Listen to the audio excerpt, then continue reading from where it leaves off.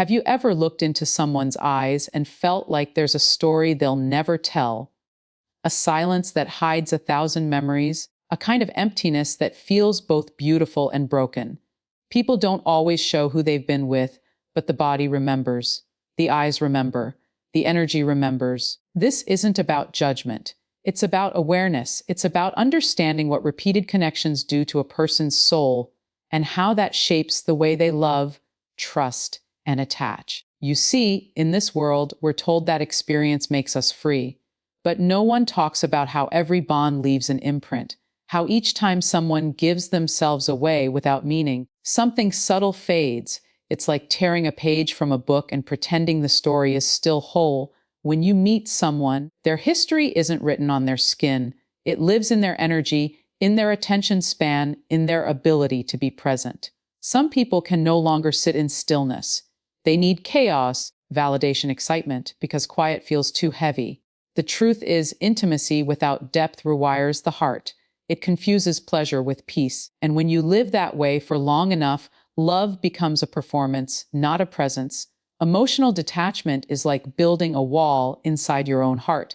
It doesn't happen overnight. It starts small, maybe after the first time you trusted someone who didn't stay, or when your softness was mistaken for weakness. You tell yourself you're fine, that you're stronger now, that nothing can hurt you anymore. But the truth is, every time you close yourself off, you lose a piece of your ability to truly feel. You start to speak about emotions as if they're theories, not experiences. You can describe love, but you don't remember what it feels like to be consumed by it. People who've been hurt too many times often start living on autopilot. They laugh when they're supposed to. They smile when it's expected. But inside, everything feels muted. It's like watching a movie of your own life. You're there, but not really. Someone tells you they care, and instead of feeling warmth, you start wondering what they want from you. That's emotional detachment. It's not coldness, it's exhaustion. Imagine someone who used to love music, but listened to the same song so many times that it lost its magic. Now they play it out of habit, not joy. That's what repeated emotional exposure does to the heart. It dulls the rhythm. It makes you forget how to dance with sincerity. You might see her sitting across from you, calm, collected, unbothered, but that calm is a mask built from memories that once burned too bright. She learned that caring too deeply hurts, so now she only gives in small doses. She tells herself she's protecting her peace, but what she's really protecting is the part of her that still wants to feel everything. The part that still believes love should mean something more than survival. Overstimulation is the silent killer of peace. It's when your mind has forgotten how to sit still, when your heart constantly needs noise to feel alive. We live in a world that rewards distraction, constant scrolling, endless talking, every moment filled with something new. And yet, the more we chase stimulation, the emptier we feel. You meet people who can't stay silent for more than a minute. They always need music, messages, attention, motion. They call it energy, but it's actually escape. They're running from themselves. Imagine someone sitting in a quiet room, no phone, no music, just stillness. For most people, that silence feels unbearable, like being trapped with a stranger they barely know. That stranger is themselves, so they pick up the phone again, text someone, watch another video, chase another hit of attention, anything to avoid hearing their own thoughts. That's overstimulation. It teaches the brain to crave intensity and reject calm. A person who's been overstimulated for too long starts mistaking chaos for connection. If someone doesn't bring drama or excitement, they think it's boring. Peace feels foreign. Love without turbulence feels fake. But that's not love dying. That's the nervous system craving the chaos it's addicted to. Think about it like sugar. At first, it's sweet. But the more you consume, the less it satisfies you. You need more just to feel the same. Attention works the same way. Validation works the same way. People become addicted to emotional sugar, compliments, likes, new faces, new thrills, and slowly they forget what genuine peace tastes like. You can see it in their eyes. Restless, searching, never home. Even when they're loved, they don't feel it because their senses are numb from constant noise. They think they're chasing life, but they're really running from the stillness that could heal them.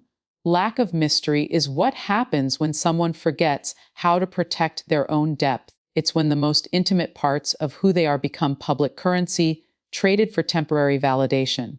Once, there was a time when people revealed themselves slowly, like chapters in a book that made you want to keep reading. Now, many give the whole story away in one glance, one post, one moment of loneliness disguised as confidence. Mystery isn't about hiding, it's about valuing. It's knowing that your silence can speak louder than your exposure. Imagine a person who used to love giving thoughtful gifts, wrapping them carefully, waiting for the right moment. Now imagine that same person tossing the gift carelessly just to get attention. That's what happens when mystery fades. It's not rebellion, it's fatigue.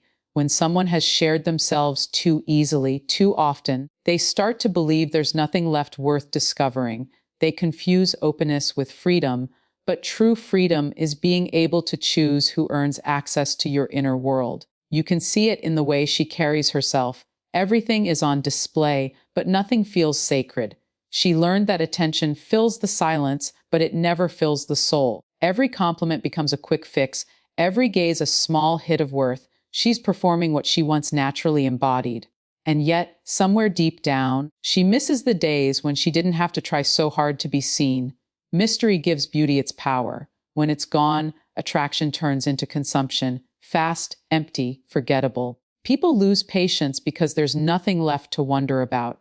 And when there's no wonder, love becomes routine, connection becomes transaction, and attention becomes survival. She's visible to everyone, but known by no one, and that's the most painful kind of loneliness.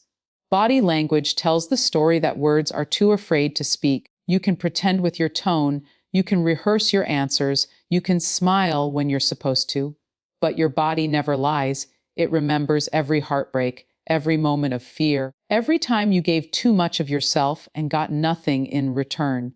It's in the way someone avoids eye contact when the topic gets real, in the way their shoulders tense when they talk about love, in the way they cross their arms not because they're cold, but because they're protecting what's left of them. A person who has shared their energy too easily learns how to perform. She knows how to walk, how to attract, how to look confident even when she's exhausted. Her movements are practiced, her laughter timed, her presence magnetic yet distant.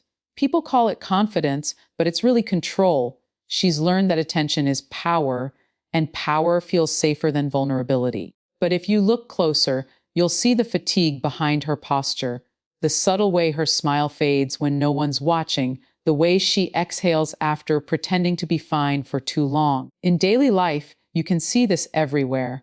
The friend who always cracks jokes to avoid serious talk, the coworker who can't stop scrolling even during silence, the person who walks into a room like they own it, yet avoids genuine conversation.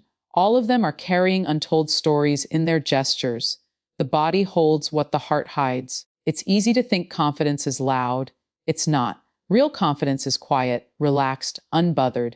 It doesn't need to perform, it simply exists. The ones who constantly need to be seen are usually the ones who no longer feel seen by themselves. Every step, every glance, every breath, the body is whispering truths the mouth cannot form.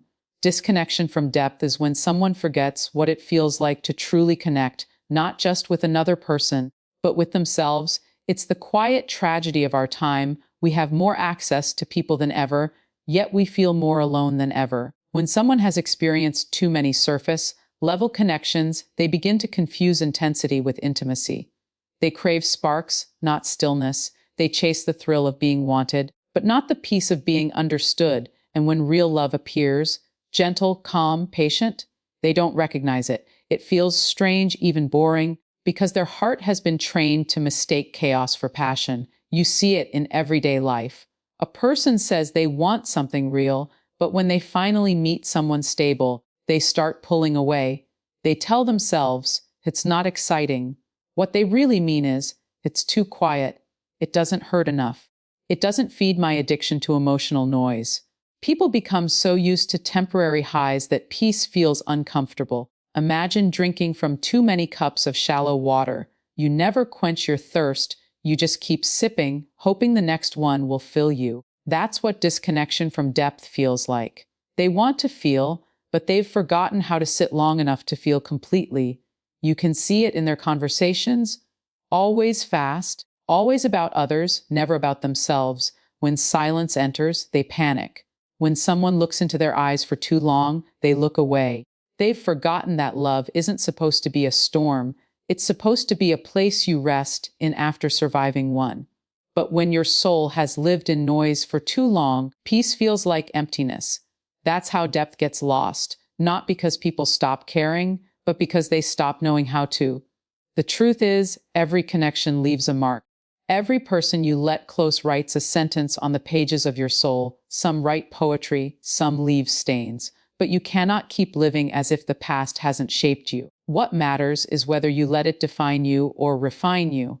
People spend years trying to escape their own reflection, running from what they've become, pretending they're untouched by their choices.